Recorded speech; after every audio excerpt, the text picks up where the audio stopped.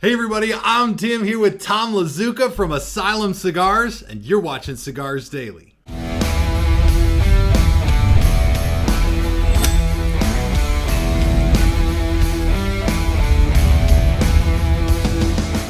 Help us future-proof Cigars Daily when you watch these videos on Cigars Daily Plus. Asylum Cigars. You guys, well, let me frame it up this way.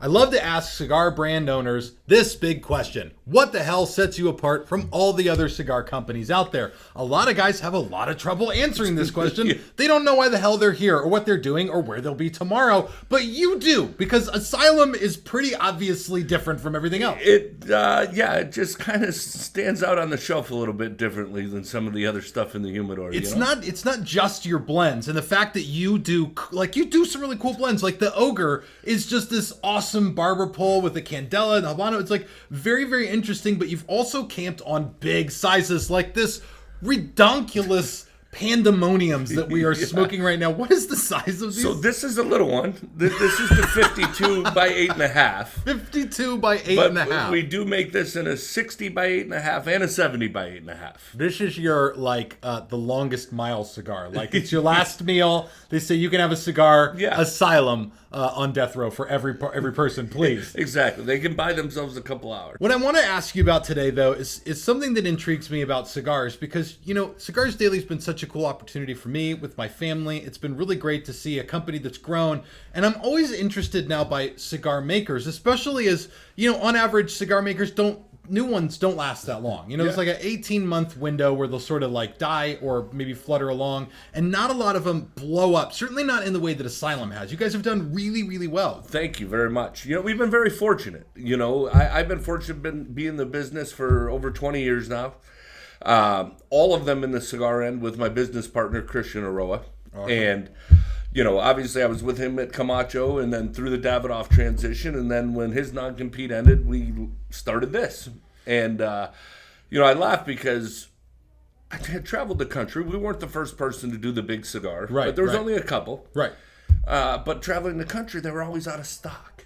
Mm-hmm. And so I went to Christian and I said, Christian, I want to make big cigars. Yeah, large ring, long. I said, I want to make 70 by 7s. And he looked at me, kind of like you're looking at me, and said, that's the dumbest damn idea I've ever heard, right? I'd imagine you got some of that from around I've talked to other cigar makers who I told Tom that was a stupid idea. Like there's a few guys out there that'll own that. Yeah, and, even like Dave Gravolo, other show, Cigar Authority, right? Great show. Great show. But David, and a great retailer. Yep. And he's like, Tom, if you would have told me you were starting this company named Asylum and having 70 ring-gauge cigars, I would have never thought you would have made it. I'm curious about this because there's a lot of guys who do cigars and they just cookie cutter do it the same way everybody else is doing it. You had something unique and different. Everybody was telling you hey, this is crazy, but you saw some stuff. You're like, hey, we're always out of these big rings, the ones that do exist. Yeah. But what made you look past all of that? Did you have a gut feeling about big rings, or had you talked to a bunch of people? Why did you look past what would seem like wisdom from a lot of other people?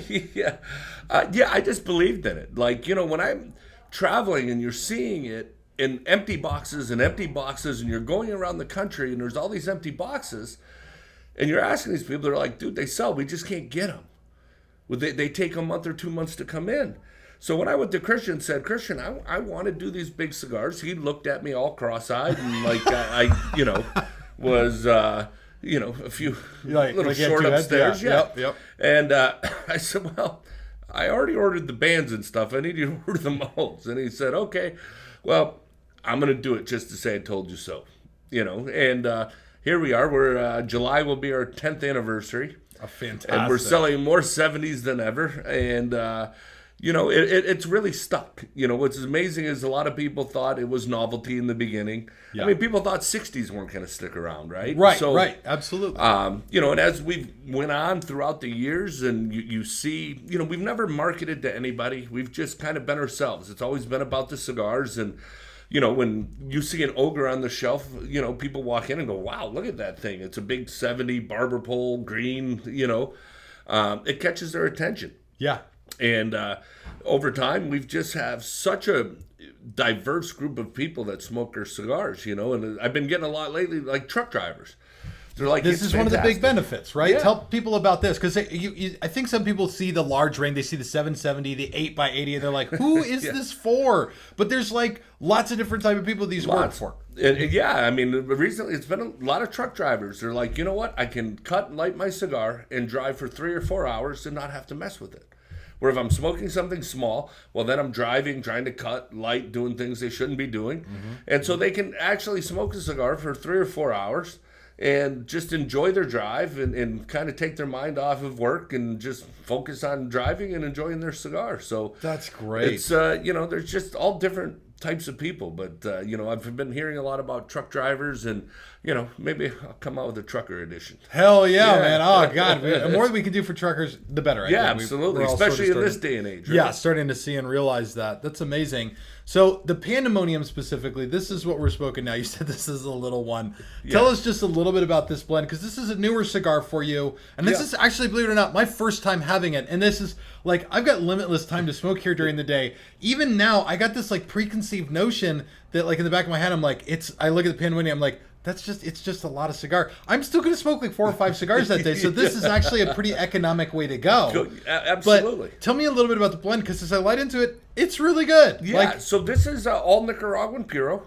It's a dark Habano wrapper. A lot of people think this is Maduro. It's not a Maduro wrapper. It's just a really dark Habano wrapper. And then we use a lot of Ligero in the filler because we want to make this strong, but it's aged. So you don't get a lot of nicotine, but you get a lot of body from it. So it's going to be a rich flavor cigar. It's going to give you some of the spice. And I think the spice kind of is not as prevalent in the 70 because just the combustion rate burns very cool. Sure. But you'll pick up a little more of that Nicaraguan spice. But it'll give you, it almost coats your mouth. The smoke's very thick and kind of sticks in your mouth, so you get that body. Almost you feel the heaviness of it, but it's not a nicotine heavy. Yeah. It's interesting because in the cigar world, especially in the cigar reviewing world, there's a big topic of conversation is what's the difference between strength and body, right? And there's definitely a big difference. And this seems to have like really nice full body, even though it's not like punch you in the balls strength. Like it's good medium plus strength, but it's really got a wide body to it. The smoke fills out your mouth. It's thick, chewy smoke. Exactly. I mean, really good. Exactly. And that was our goal with this. We wanted to make something a little fuller body than the other options that we had, and I think we did. We came up with a pretty good blend. Now, what should people be looking for this year from Asylum down the road? Well, this year we're keeping it pretty low key because again, demand's really high. We want to make sure we're supplying the cigars we have. You make it sound almost like the whole world is completely f***ed up right now. I don't know. Is it? I haven't looked. I haven't checked lately. I've been in airplanes a lot. I don't know. But our big launch this year is going to be our Asylum 10, celebrating our 10th year anniversary. Yes, sir. We just do that in 2 sizes.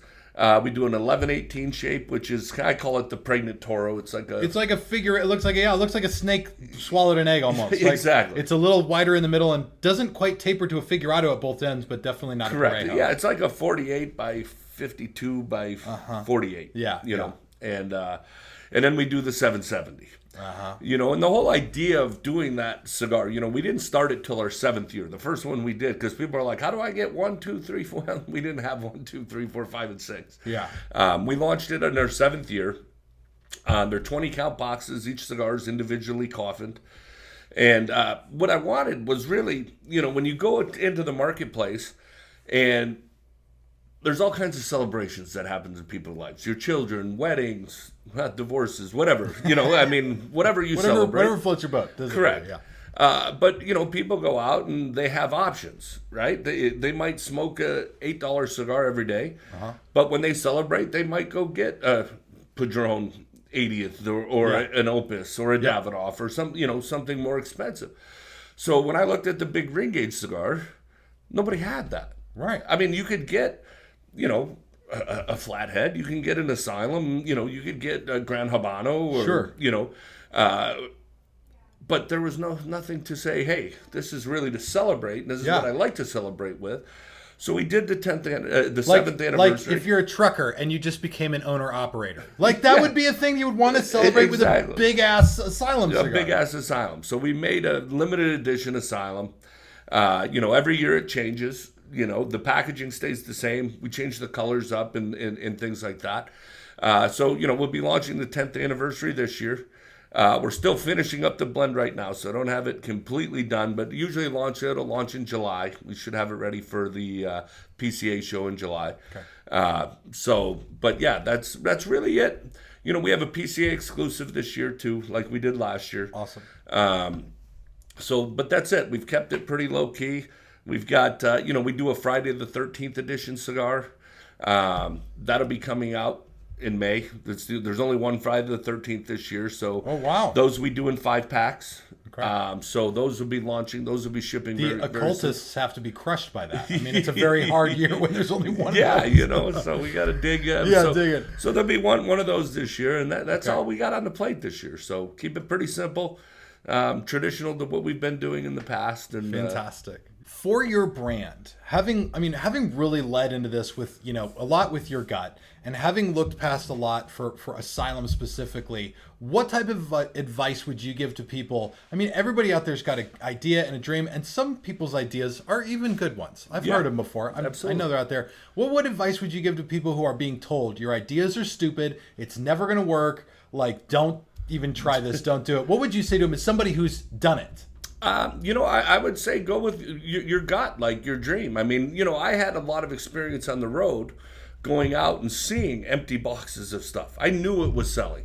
And I knew if we could get in and supply it, we could make an impact. And fortunately enough, we made an impact. We kind of became the big ring gauge cigar. Everybody else is chasing you down now. Yeah. Like everybody else is making these 7x70s and like ridiculous size cigars. And we do make little ones. And we just came out with a 90x9. Which amazingly weighs as much exactly as 270s. Really? Yes. A 90x9 weighs as much as 270. Cigars sound more like the Richter scale for freaking earthquakes. Like a 9x90 is way bigger than a 7x70. Yeah. Wow. It's a massive cigar. My gosh. And but it was an April Fool's thing last year. Our marketing team put up Asylum 990 coming soon, and then you flip the page and it said April Fool's, and then the responses started coming in. Make it. We want it. No, don't joke. We're like, we want it. You pussy, make it. Right? Like, they started. Well, I my cigar. That's so good. Hold on, let me get it. That's got to go into bloopers. Yeah. Wow, so they totally goaded you, and you were like, screw it. Screw it. I said, Christian, let's make it. So, we did. We just said, okay, let's just do it small. We told our salespeople, 3 weeks, go out. Whatever you sell in 3 weeks is what we're going to make. Mm-hmm. So 3 weeks, whatever we made, they come in a 5-count box. Each one's individually a box. Yep. And